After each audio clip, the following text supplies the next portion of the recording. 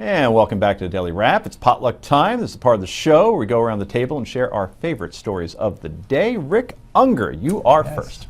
So, in July, a military operation will begin to unfold, one of the larger ones we've taken on in recent history, and is designed to train our forces, and all branches of our military will be involved in this. It's an exercise that's going to spread out over 7 states.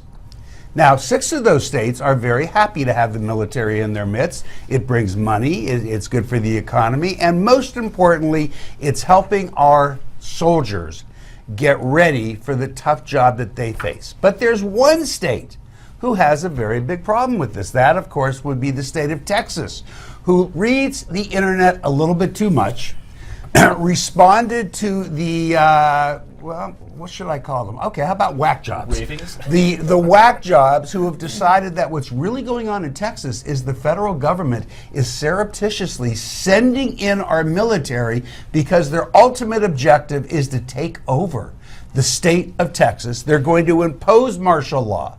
They're going to take away every Texan's gun. Now, this is serious, but of course it's not serious. Or is it?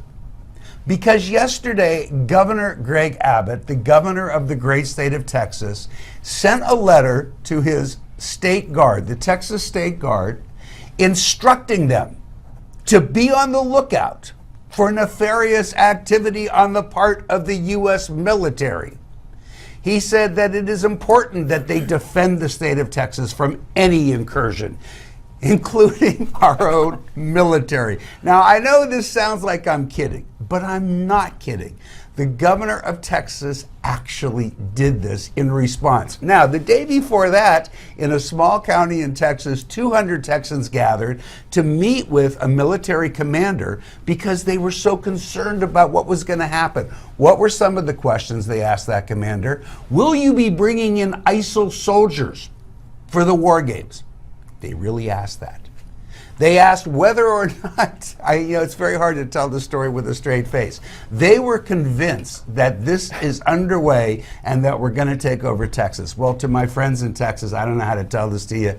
We don't want you that bad. We are not going to take over your government. We don't care about your government. And by the way, if you'd like to secede, I just want to remind you that you take more of my tax dollars than we take of yours. So have at it, but you know what? Leave our U.S. military alone. They're not there to take over your state. And by the way, do you really think that our boys in uniform would go along with an order to take over a sovereign state within the United States? Do you think so little of our military that you think that they would follow that order? Shame on you, Texas, and shame on you, Governor Abbott. Wow. What are we, about 80 years since H.G. Wells and War of the Worlds? Because this is what this kind of reminds me of. I do have to, listen, I completely agree with you, but I just have to make one point. In 2013 in Houston, they were having similar exercises, and they landed a helicopter in the middle of a school without telling anyone, and it freaked everybody out.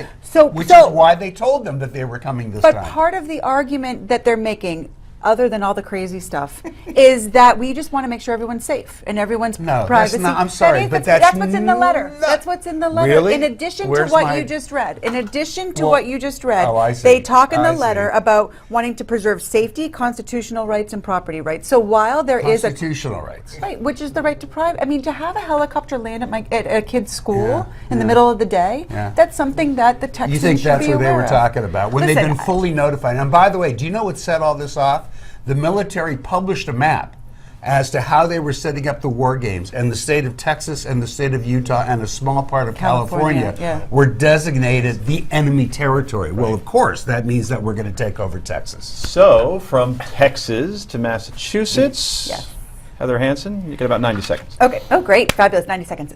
My story is about Boston bomber trial is still going on. A lot of people aren't covering it to the same extent as maybe they were. Right now, the part of the trial that we're at is at the penalty part, and the defense is putting on their case. For those of us who are interested, it is fascinating to see, for the first time in about 2 months, someone got on the stand the other day and actually smiled at the defendant. It was his third grade teacher talking about what it was that he did and how he was brought up. And you can see sort of how that may then affect people from not giving the death penalty. But the more interesting thing to me is the wife of Tamerlan, the older brother who died, who lived with him in an 800 square foot apartment, was there when he bought the 5 different pressure cookers to make the bombs.